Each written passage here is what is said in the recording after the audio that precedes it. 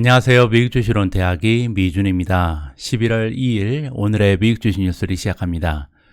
미국 주식에 투자하고 계신 분들께 오늘은 굉장히 중요한 날입니다. 왜냐하면 11월 1일, 2일 양일에 걸쳐서 개최됐던 연준의 FOMC 미팅이 마무리되고요. 오후 2시에는 프레스 컨퍼런스 기자회견이 준비가 되어 있습니다. 자, 과연 FOMC 미팅이 마무리되고 나서 연준은 이번에 기준금리를 어느 정도 상승시킬지 관심을 가지고 지켜봐야 할 것 같습니다. 자, 그래서 미주은에서도요, 오늘 아침 11월 12월 기준금리 인상 예상치에 관련된 설문조사를 진행했는데요. 1시간 동안 무려 1200분이 넘는 분들께서 참여를 해주셨습니다. 그리고 응답자의 65%가 11월 달에는 75bp, 그리고 12월 달에는 50bp의 금리 인상이 예상된다라고 응답을 해주셨는데요. 자, 이렇게 지금 전반적으로 시장의 분위기는요, 11월 달에 75bp, 12월 달에 50bp를 예상하면서 긍정적인 마음을 갖고 있는 것 같습니다. 자, 오늘 2시에 발표될 기자회견에서 파월 의장이 조금 실수를 줄여주고요, 긍정적인 모습을 보여줬으면 하는 바람도 아울러서 가지고 있습니다. 자, 그러면 조금은 설레이고 걱정스러운 마음을 가지고요, 11월 2일 오늘의 미국 주식 뉴스 바로 시작합니다. It's sunny, numbnuts.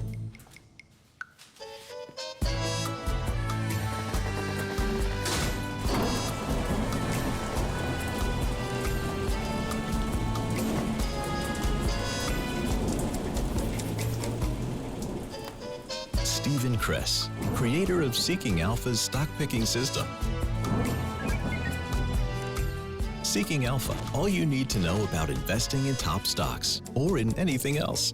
Seeking Alpha, be a better investor.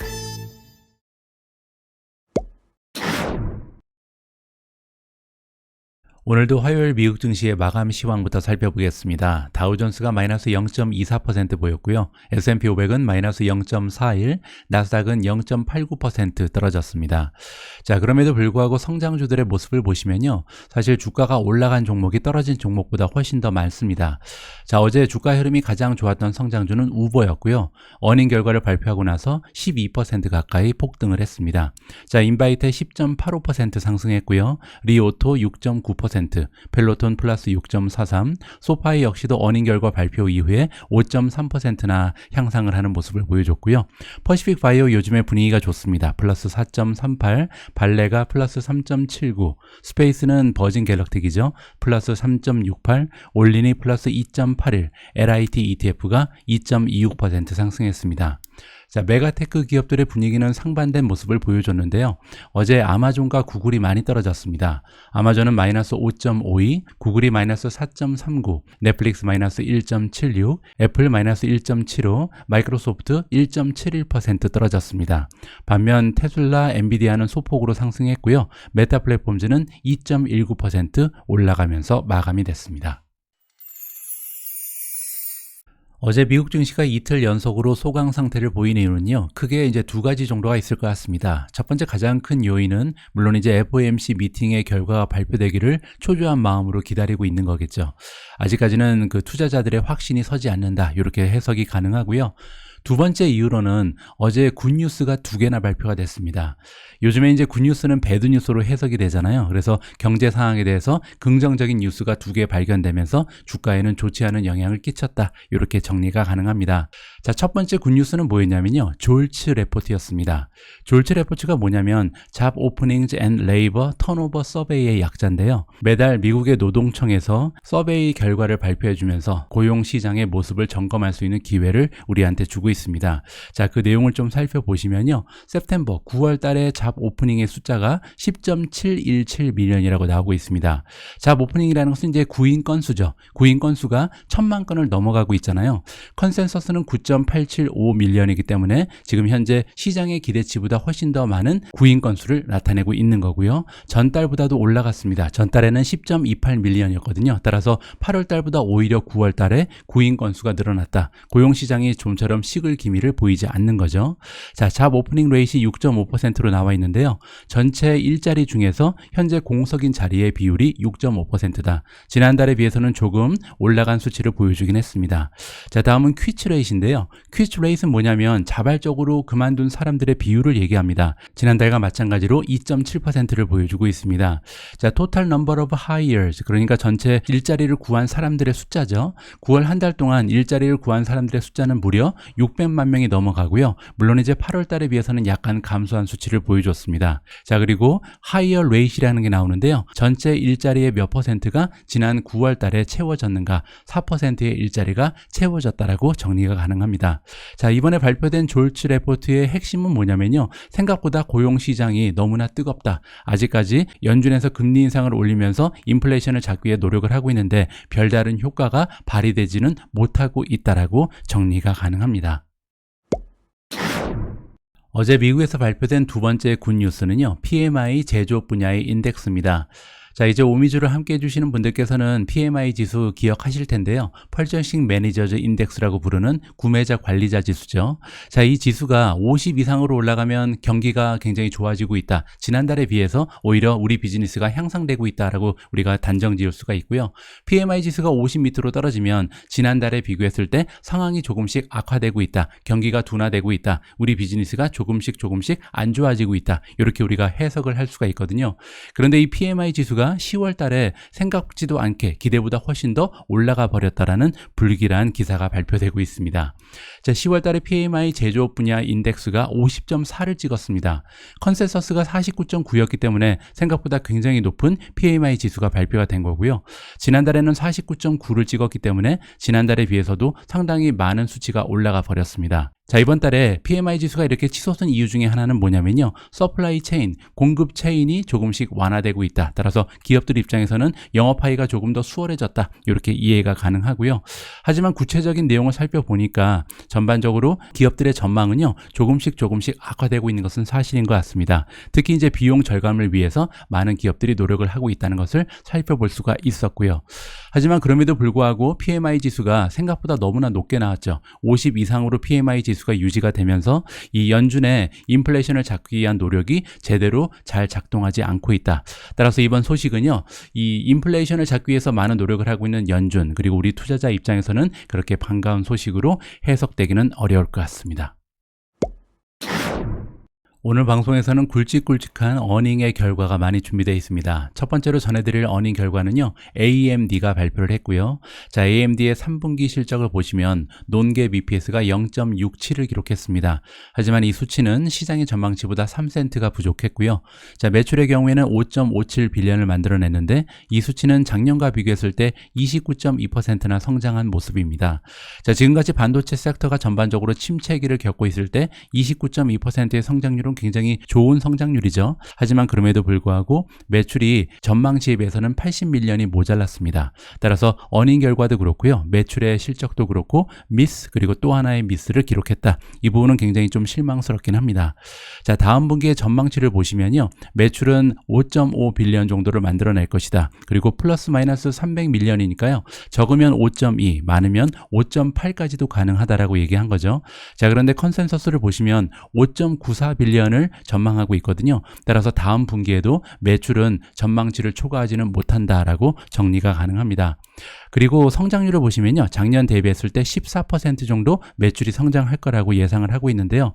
자, 문제가 되는 부분은 뭐냐면 이번 분기는 29.2%의 성장을 보여줬죠. 따라서 이번 분기에 비해서 다음 분기의 성장세는 굉장히 둔화된다라고 정리가 가능합니다. 자, 그럼에도 불구하고 고무적인 부분은요. 이들이 가지고 있는 비즈니스 분야 중에서 임베디드 그리고 데이터 센터 세그먼트는요. 계속해서 성장을 거듭할 것이다라고 긍정적인 이야기를 해주고 있습니다. 자, 그리고 논갭 그로스 마진 총 이익률을 보시면 51%라는 건강한 수익률을 지켜내고 있습니다.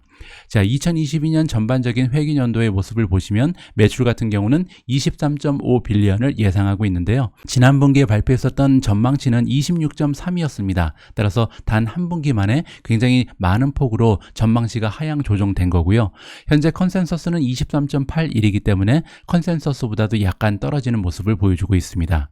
자, 하지만 고무적인 인상적인 부분은 2021년의 매출과 비교하면요. 2022년 한 해 동안 AMD의 매출은 무려 43%가 올라가면서 마무리가 될 것이다. 따라서 지금 현재 경제 상황을 고려해 봤을 때 43%라는 건강한 매출 성장을 지켜내는 것은 굉장히 좋은 성적표다. 이렇게 평가가 가능할 것 같습니다.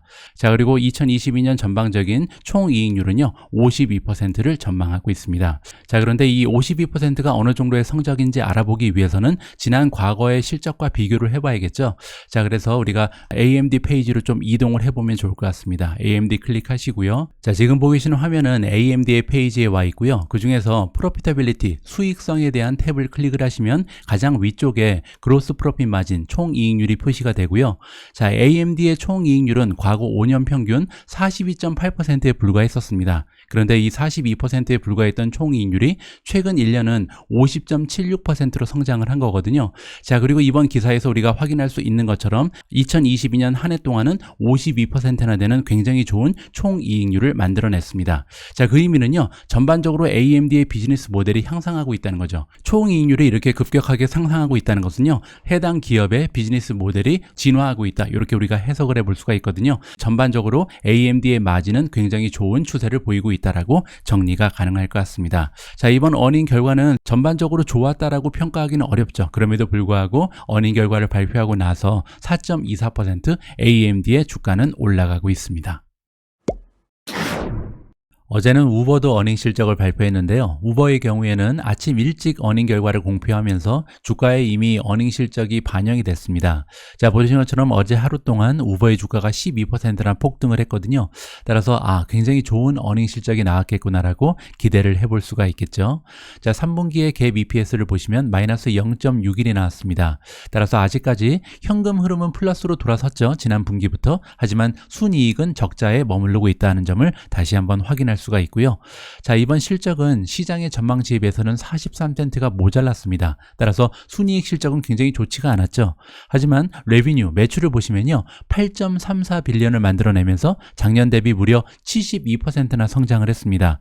최근 들어서 기업의 실적을 확인해 볼 때 70% 이상 성장하는 기업을 거의 찾아보기가 어려운 상황이죠. 따라서 현재 매크로 상황을 생각해 볼 때 굉장히 좋은 성장세를 기록했다. 자, 그리고 시장의 전망치보다 220 밀리언을 더 만들어내면서 주가의 폭등 추세를 만들어냈다. 이렇게 정리가 가능합니다. 자, 이번에 매출이 이렇게 좋게 나온 이유가 설명이 되어 있습니다. 매출의 성장은 그로스 부킹의 성장을 많이 넘어섰다라고 나와 있습니다. 여기 나와 있는 그로스 부킹은 뭐냐면요. 총 지불 금액입니다. 따라서 우버를 사용하는 사람들이 이제 지불하는 금액, 거기에서 이제 수수료를 부과하면서 매출이 만들어지는 거잖아요. 따라서 총 거래 금액, 지불 금액에 비해서 매출의 성장이 훨씬 더 두드려졌다. 이렇게 이해가 가능한데요. 그 이유가 뭐냐면 작년에 있었던 트랜스플레이스라는 기업의 인수거 때문이라고 이야기를 해주고 있습니다. 트랜스플레이스를 인수한 것이 작년 2021년의 11월이었거든요. 따라서 작년 매출에는 포함되어 있지 않았던 트랜스플레이스의 매출이 올해 매출에는 포함이 되면서 72%나 매출이 급등했다. 이렇게 이해가 가능하겠죠. 참고로 트랜스플레이스는요. 전 세계에서 가장 큰 규모의 배송, 수송을 담당하는 플랫폼 기업 중에 하나입니다. 따라서 우버가 우버 프라이트라는 새로운 비즈니스 모델을 성장시키기 위해서 인수한 기업이다. 이렇게 이해가 가능하고요. 자, 그로스 부킹, 아까 말씀드렸던 총 지불 금액이죠. 총 거래 금액이요. 작년 대비했을 때 26% 성장했다라고 나와 있고요. 만약에 환율의 영향이 없었다면 26%가 아니라 32% 정도 성장할 수 있었다. 한 6% 정도 손해를 본 거죠. 자, 이번에는 먼슬리 액티브 플랫폼 컨슈머의 숫자입니다. 이건 뭐냐면요. 매달 우버를 한 번 이상 사용하는 사용자 수거든요. 자, 그런데 이 숫자가 124 밀리언이 나옵니다. 1억 2,400만 명이잖아요. 따라서 굉장히 많은 사람들이 우버를 사용하고 있다. 작년 대비했을 때는 무려 14%나 사용자 수가 증가를 하고 있고요. 지난 분기에 비해서도 2% 증가했습니다. 자, 그리고 전체 사용자 수에서 모빌리티 MAPC만 따로 띄어서 보면 이 얘기는 뭐냐면 우버의 비즈니스 모델을 크게 이제 차량 공유 서비스 그리고 배달 서비스로 나눌 수가 있잖아요. 그 중에서 차량 공유 서비스를 사용하는 먼슬리 액티브 플랫폼 컨슈머의 숫자는 22%나 작년 대비 성장했다라고 합니다. 따라서 차량 공유 서비스 쪽에 사용자 수가 굉장히 많이 늘어났다. 전분기에 비해서도 4%나 증가한 수치입니다. 자, 다음은 출입수가 나옵니다. 출입은 뭐냐면요, 전체 사용 건수죠. 그래서 차량 공유 서비스, 딜리버리를 다 합친 사용 건수가 1.95 빌리언을 기록했습니다. 19억 5천만 건이 기록이 된 거죠. 정말 많은 출입수를 기록했고요. 이 수치는 작년 대비했을 때 19%나 성장을 했고 전분기에 비해서도 4% 성장을 보여줬습니다. 자, 이 전체 출입수 중에서 모빌리티만 따로 띄면요, 즉 차량 공유 서비스를 사용한 건수만 보면 작년 대비했을 때 무려 25%나 성장을 했고요.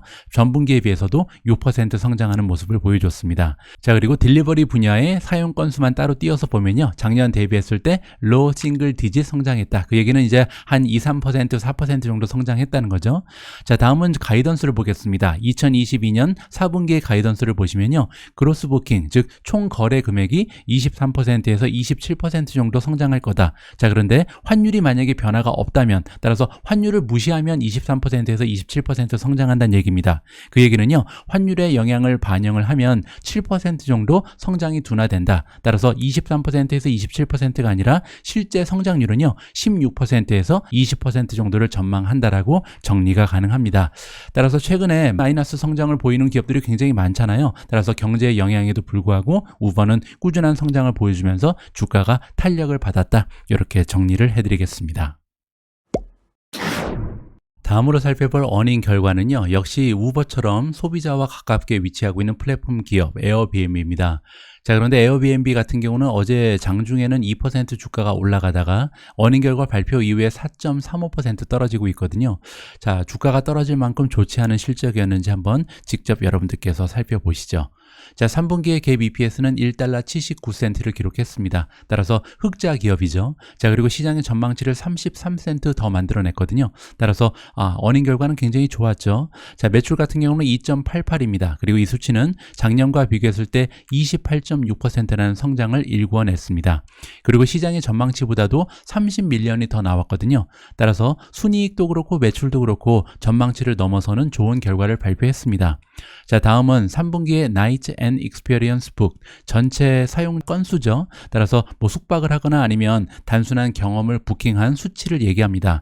전체 사용 건수가요, 99.7밀리언을 기록하면서 작년 대비해서 25% 성장을 했고요.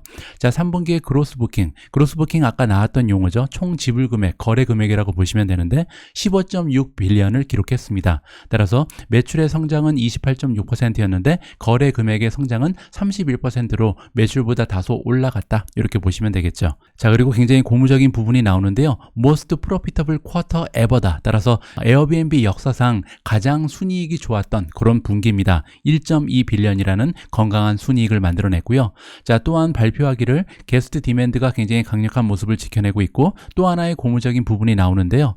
호스트의 숫자가 늘고 있다고 합니다. 호스트의 숫자는요, 에어비앤비를 경영하는 사람들을 얘기하죠. 제가 지내고 있는 캠브리지만 해도 주변에 있는 사람들이 하나 둘씩 에어비앤비를 시작하고 있습니다. 그만큼 최근 들어서 재택근무를 하는 사람도 많아졌고 에어비앤비를 운영하면서 부가적인 수입을 올리고 싶어하는 수요가 늘고 있다. 이렇게 이해가 가능한 거죠. 자, 4분기의 전망을 보시면 1.8에서 1.88 정도를 내놓고 있는데요. 이 가이던스는 시장의 전망치는 1.86이기 때문에 다음 분기에도 전망치를 넘어설 가능성이 엿보입니다. 자, 그리고 이 수치는요, 작년과 대비했을 때 예약 건수 같은 경우는 3분기에 비해서는 조금 성장이 둔화될 것이다라고 예상을 하고 있고요. 자, 다음은 수익률이 나와 있는데요. 에비타 마진이 인라인이다. 혹은 조금 더 올라갈 수 있을 것이다. 작년에 22%를 기록한 바가 있는데 22%보다 조금 더 좋은 모습을 보이거나 비슷한 추세를 보일 거다. 이렇게 이야기를 하고 있습니다. 따라서 이번 결과를 상세히 살펴보니까요, 에어비앤비는 주가가 떨어질 이유는 보이지 않습니다. 굉장히 좋은 성장 추세를 지켜내고 있고요. 수익률도 계속해서 향상하면서 최고의 순이익을 기록한 분기 실적이었기 때문에 좋은 점수를 주고 싶습니다.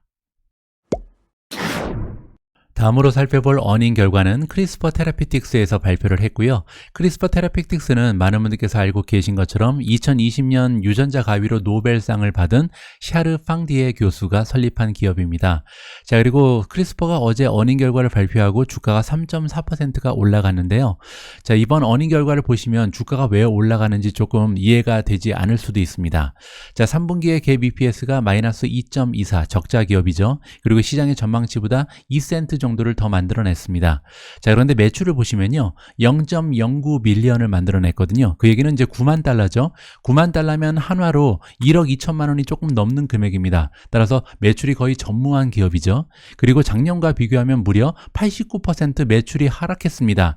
자, 이렇게 작년 대비해서 매출이 89% 하락한 이유는 뭐냐면 2021년 1년 전에 벌텍스가 크리스퍼에 9억 달러를 투자한다는 소식이 전해졌었거든요. 그때 이제 선불로 받은 9억 달러를 매출로 기록한 바가 있습니다. 따라서 그 효과가 이제 다음 해에 나타나는 거죠. 그리고 이제 이 수치는 시장의 전망치보다 1.77 밀리언이 부족했다. 따라서 어닝 결과를 보시면 굉장히 참담하죠. 그럼에도 불구하고 주가가 폭락하지 않는 이유는 뭐냐면요. 최근 발표된 내용 때문입니다. 자, 최근 기사에 따르면요. 크리스퍼와 버텍스가 지난 5월부터 진행했던 임상 실험에서 참가자 75명의 대부분의 환자들이요. 난치성 빈혈 증세가 호전되는 성과를 이뤄냈다고 합니다. 그리고 더욱 고무적인 부분은요. 올해 안으로 치료법 승인을 신청할 거라는 뉴스가 전달이 됐거든요. 그때가 이제 한 달 전의 뉴스죠. 따라서 지금 현재 크리스퍼에 대한 기대감이 굉장히 고도되고 있는 그러한 시점이다라고 정리를 해드릴 수가 있겠습니다. 다음으로 준비된 기사는 오래간만에 업스타트 관련된 소식인데요. 안타깝게도 이번 소식은 그렇게 긍정적인 뉴스는 아닙니다. 업스타트가 140명의 직원을 해고한다라는 모습을 보여주고 있는데요. 자, 그만큼 업스타트의 비즈니스가 굉장히 어렵구나라고 짐작을 해볼 수가 있겠죠. 자, 업스타트 홀딩즈는 클라우드에 바탕을 둔 인공지능을 통해서 대출 서비스를 제공하는 플랫폼이다라고 설명이 되고 있고요. 이번에 레이오프를 한다, 해고를 한다는 거죠. 140명의 직원을 해고한다고 합니다. 그렇게 되면요. 전체 직원의 7%가 한꺼번에 일자리를 잃는다라고 해석이 가능하고요. 자, 이 직원들의 대부분은 프로세스 론 어플리케이션, 따라서 대출 신청을 이렇게 진행해주는 그런 스탑 멤버라고 합니다. 자, 이번에 SEC 파일링의 내용에 따르면 이러한 내용이 발표가 됐고요.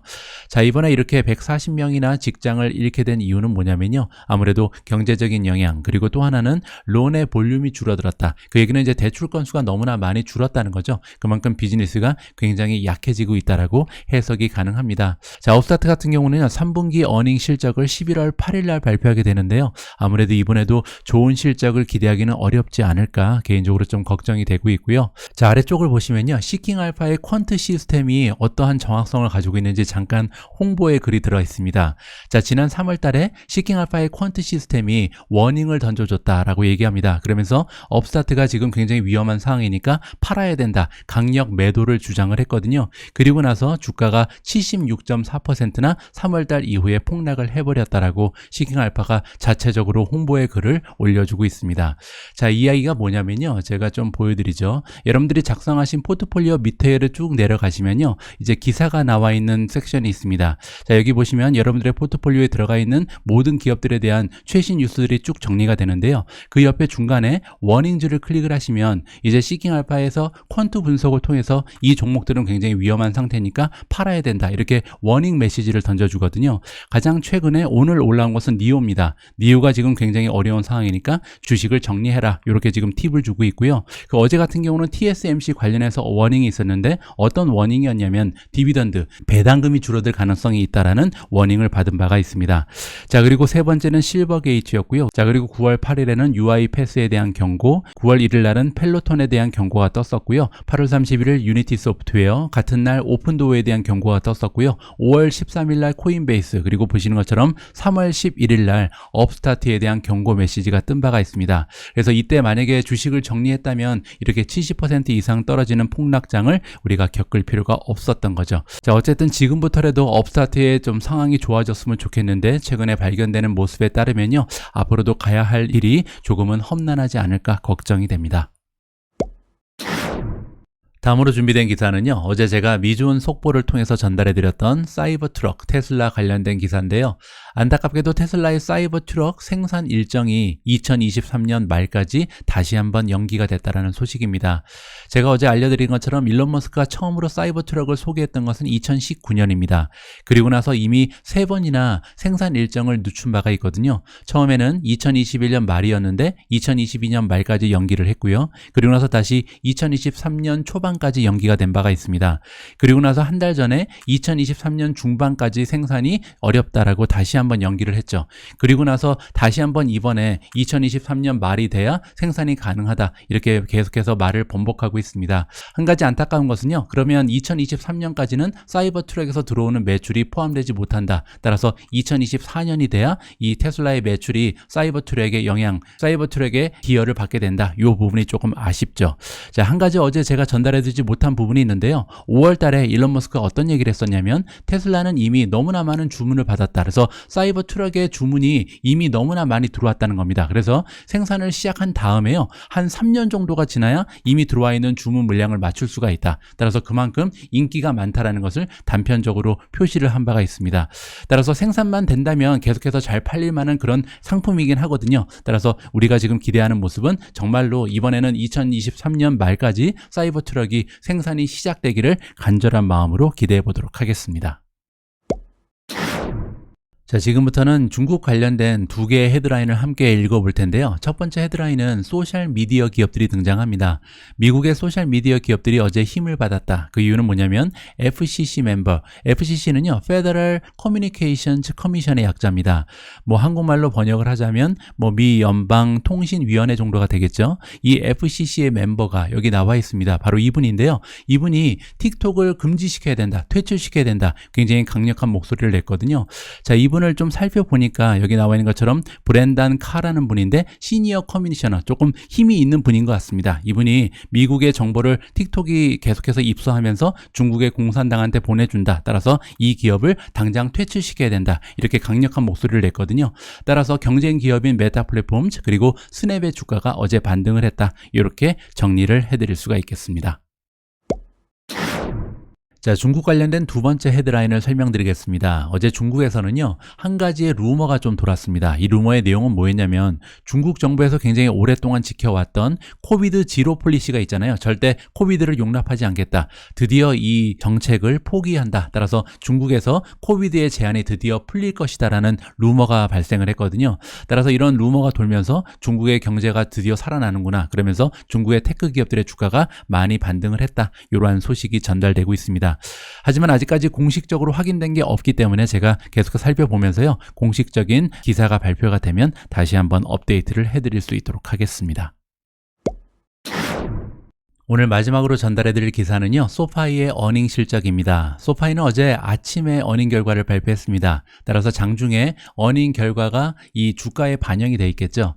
어제 하루 동안 소파이의 주가는 5.3% 급등했습니다. 따라서 굉장히 좋은 결과가 발표됐겠구나라고 우리가 기대해 볼 수가 있겠죠.